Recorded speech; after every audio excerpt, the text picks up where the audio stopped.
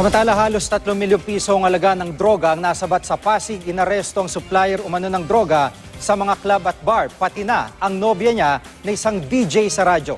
Nakatutok si Mav Gonzalez. Ito ang mga party drugs na nasamsam ng pulisya sa Pasig City. Ang halaga, 2.8 million pesos. Kabilang rito ang marijuana at iba't ibang flavor ng ecstasy. Ayon sa pulisya, una nilang nahuli ang isa umanong drug pusher na nagturo naman kay Emilio Lim na kanya raw supplier. Naaresto si Lim sa buy-bust operation na ginawa sa kanyang condominium unit at doon nakuha ang sangkaterbang droga.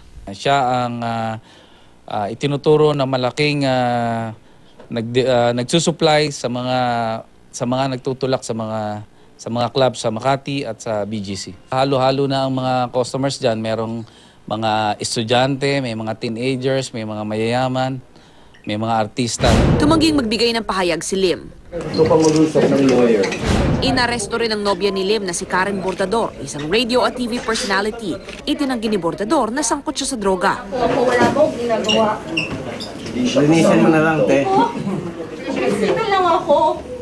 Dinala sa headquarters ng Southern Police District ang dalawa habang patuloy ang investigasyon.